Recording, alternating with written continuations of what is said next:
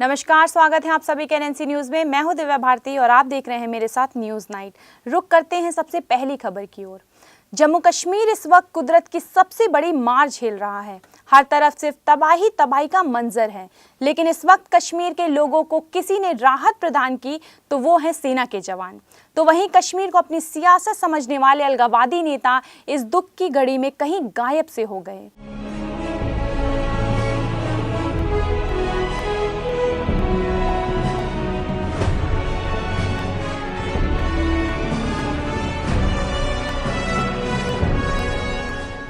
पिछले साल कुदरत के कोप का शिकार उत्तराखंड हुआ था और उस समय भी हमारे देश के जवानों ने अपनी जान जोखिम में डालकर लाखों लोगों को जीवन दान दिया था। और इस बार जब कुदरत ने अपना कहर धरती की जन्नत पर बरपाया तो सेना के जवानों ने फिर से मोर्चा संभाल लिया। लेकिन जम्मू में सेना की खिलाफत करने वाले अलगाववादी नेता आज कश्मीर वासियों को इस दुख की हालत में कहीं छोड़कर छुप गए हैं। कहते हैं अपने और परायों का फर्क सिर्फ मुसीबत के समय ही पता चलता है। इस वक्त धरती का स्वर्ग कहे जाने वाला जम्मू कश्मीर अपने सबसे बुरे दौर से गुजर रहा है। कुदरत ने जम्मू कश्मीर में ऐसा कहर बरपाया है जिसने धरती की इस जन्नत को बुरी तरह से उजाड़ कर रख दिया है। इस दौर में सेना के जाबाज पूरी बहादुरी से कश्मीर के जख्मों पर मरहम लगाने में लगे हुए हैं।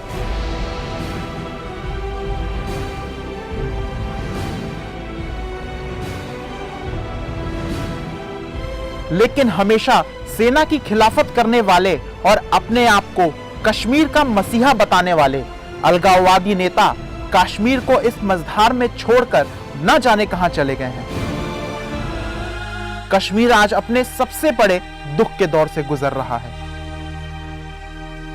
लेकिन लोगों के हमदर्द होने का दम भरने वाले सैयद अली शाह गिलानी, मीरवाइज उमर फारूक, यासीन मलिक और शब्बीर शाह जैसे अलगाववादी नेता सुरक्षित स्थानों पर शरण लेकर अपनी जान बचा रहे हैं। जिनके बहकावे में आकर घाटी के ज्यादातर लोग 90 के दशक में सेना को कब्जा करने वाली ताकत के रूप में देखते थे। लेकिन अब लोगों का शायद मन बदल गया होगा और उसी सेना के लिए दिल से दुआएं निकल रही होंगी। या फिर यूं कहें कि भारतीय सेना कश्मीर वासियों के लिए मददगार और संकट मोचक बन गई है। मुश्किल हालात से जूझ रही घाटी में सेना अपनी जान जोखिम में डालकर लगातार लोगों को जीवन दान देने में लगी है।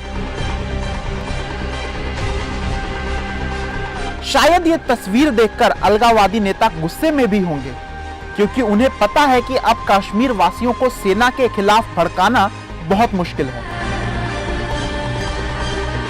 जिन सैनिकों को लोग अपनी जान का दुश्मन समझते थे, आज उन्हीं सैनिकों को देखकर लोगों में जीने की उम्मीद को बल मिल रहा है। कश्मीर से पिछले कई दशकों में भारतीय सेना पर मानवीय अधिकारों का हनन करने का आरोप लगाना आम बात हो गया था। लेकिन इस सेना ने अब तक 40,000 लोगों को नया जीवन दान दिया है। सेना के सामने लक्ष्य बहुत ही कठिन और मुश्किल था। स्थानीय प्रशासन ने भी हाथ खड़े कर लिए थे। लेकिन गर्व है भारतीय सेना पर, जिसके करीब 20,000 जवान बिना रुके बिना थके दिन रात एक करके जिंदगी और मौत के जद्दोजहद में फंसे लोगों को बचा रहे हैं। तो वहीं अलगाववादी नेताओं का इस तरह से मुश्किल समय में बिल में छुप जाना ये साबित करता है कि अलगाववादी संगठन सिर्फ गाल बजाने और भारत की एकता को खंडित करने के अलावा कुछ नहीं कर सकते। अब कश्मीर वासियों को यह समझना होगा कि कौन उनका अपना है और कौन पराया। NNC news, Delhi. जी हाँ, इस मुश्किल घड़ी में सबसे बड़ा सवाल कश्मीर के लोगों के सामने यही है कि कश्मीर के लोगों का कौन अपना है और कौन पराया।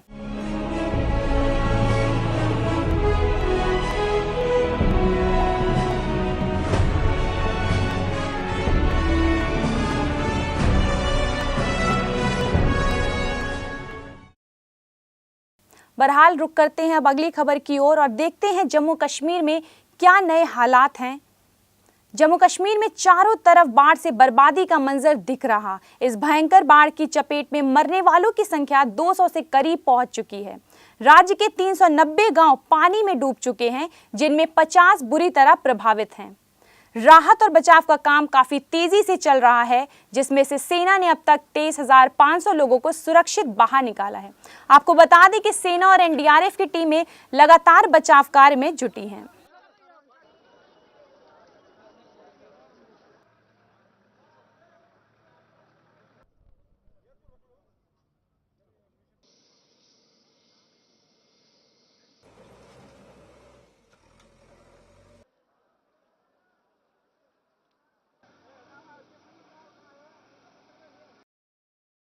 दिल्ली में दोबारा चुनाव करने की मांग कर रही आम आदमी पार्टी को सुप्रीम कोर्ट ने एक बड़ा झटका दिया है। कोर्ट ने आम आदमी पार्टी की तरफ से विधानसभा को भंग करने की याचिका पर सुनवाई 10 अक्टूबर तक टाल दी है। साथ ही बीजेपी के खिलाफ आम आदमी पार्टी के स्टिंग ऑपरेशन को भी रिकॉर्ड में लेने से मना कर दिया है।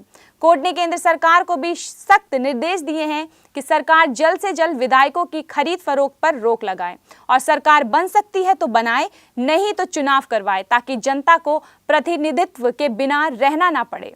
वहीं दूसरी ओर केंद्र सरकार ने अपना पक्ष रखते हुए सुप्रीम कोर्ट में कहा कि उपराज्यपाल ने अपनी तरफ से विभिन्न विकल्पों को लेकर राष्ट्रपति को चिट्ठी लिखी है, जिसका जवाब अभी तक नहीं आया है, जिसके बाद कोर्ट ने सुनवाई को 10 अक्टूबर तक के लिए टाल दिया है। सुप्रीम कोर्ट ऑफ इंडिया जो स्टेप्स लिए ऑनरेबल लेफ्टिनेंट गवर्नर ने, उससे सेटिस्फाइड था और जहां पे ऑनरेबल लेफ्टिनेंट गवर्नर ने कहा कि जो सिंगल लार्जेस्ट पार्टी बीजेपी है उसको इनवाइट किया जाए, और सुप्रीम कोर्ट ऑफ इंडिया ने जो एक एफिडेविट जो फाइल कर रही थी आम आदमी पार्टी, जिसमें कुछ उन्होंने स्कैंडलस एलिगेशंस रेज किए थे, उसको भाजपा द्वारा हमने अपोज किया और हमारे अपोजिशन को ध्यान में रखते हुए सुप्रीम कोर्ट ने उस एफिडेविट को इंटरटेन नहीं किया। हम लोगों ने ये भी बात कही कि सुप्रीम कोर्ट ने जो सेंटीमेंट एक्सप्रेस किए माननीय उच्चतम न्यायालय ने, उसको ध्यान में रखते हुए जब भी अगर हमें एलजी का न्योता आता है, इनविटेशन आता है, तो हम लोग उसको पॉजिटिवली कंसिडर करेंगे और जल्दी से जल्दी हम लोग अपना जो भी एक स्ट्रक्चर स्टैंड है, हमारी जो पार्टी है, वो तय करके और सबके साथ शेयर करेगी। प्रधानमंत्री द्वारा शुरू की गई जन धन योजना में खाता खोलने के नाम पर जमकर धन उगाही हो रही है। जी हां, यह सुनकर आप भी चौंक गए होंगे। जौनपुर स्थित प्रेमापुर गांव के स्टेट बैंक में कुछ ऐसा ही नजारा देखने को मिला, जहां पहले खाता खोलने के लिए ग्राहकों से 40 रुपए लिए जाते थे और यदि पहचान पत्र समेत किसी भी कागज में कमी पाई जाए तो उन खामियों को ठीक करने के लिए 140 रुपए वसूले जाते हैं। वहीं इसकी जानकारी मिलते ही जिला विकास अधिकारी ने कड़ी सख्ती बरतते हुए जांच के आदेश दिए हैं। गौरतलब है कि इस योजना के तहत खाता खोलने के लिए बैंकों में लोगों की भारी भीड़ उमड़ रही है।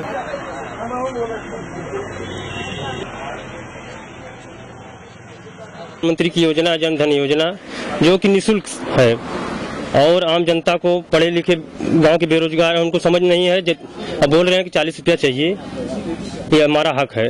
अब किस हक की बात कर रहे हैं? इसके लिए मतलब गवर्नमेंट उनको पैसा नहीं देती क्या? तो मुझसे पूछा क्या बात, कहीं खाता खुलवा रहा हूँ, पीएम जन धन योजना के तहत जो खाता खुल रहा है। तो हमने कहा कि क्या बात है यहाँ पे, कहा कि भैया एक प्रूफ है, तो एक प्रूफ और के लिए हल्फनामे की मांग कर रहे हैं, जिसके लिए अगर आप बनवा सको तो ठीक है, नहीं तो 120 रुपया हमको दीजिए, हम बनवा के लाएंगे। ठीक। दूसरी बात, 40 रुपया एक्स्ट्रा से लिया जा रहा है। एक भाई साहब थे, उनको आधा न और पूरा न के बाद हलंत लगा था, उसके लिए केवल उन्होंने कहा 120 रुपये चाहिए। बकेवर थाना पुलिस ने हाईवे आनेपुरा मोड़ के पास वाहन चेकिंग अभियान के दौरान चोरी की आधा दर्जन बाइकें बरामद की। साथ ही साथ इस मामले में पुलिस ने 3 लोगों को गिरफ्तार भी किया, लेकिन एक आरोपी पुलिस की गिरफ्त से भाग निकला। पकड़े गए दोनों आरोपियों के पास 315 बोर देशी तमंचे बरामद किए गए। पुलिस के मुताबिक आरोपी चोरी की बाइकें बेचने के लिए आनेपुर जा रहा था। साथ ही पुलिस ने इनके बताए ठिकानों से 4 और बाइकें बरामद की हैं। आपको बता दें कि आरोपी आसपास के जिले में बाइकें चुराकर उनके नंबर बदलकर बेचने का काम करते हैं।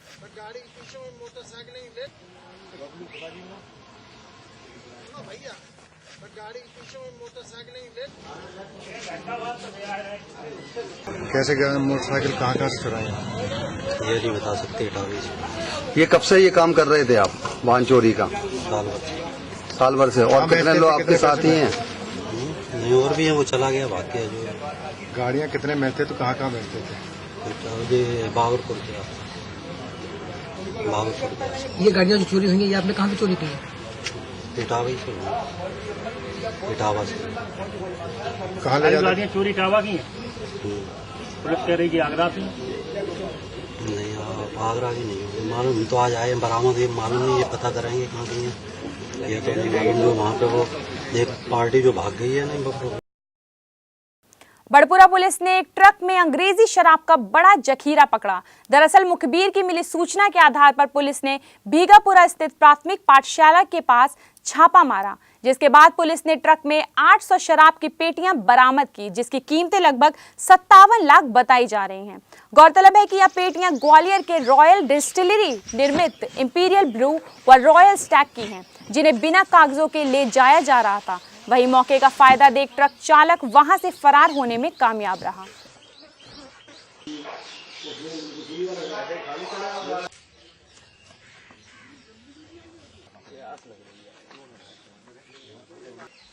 जितनी तो गर्मी में हो जाए बीमार, तो अभियान हमें ले जाने पड़ेगा। सही है। कोई हिरासत में भी आया है? नहीं। फिलहाल इस बुलेटिन में इतना ही। बाकी देश विदेश की खबरें देखने के लिए देखते रहिए एनएनसी न्यूज। मुझे दीजिए इजाजत। नमस्कार।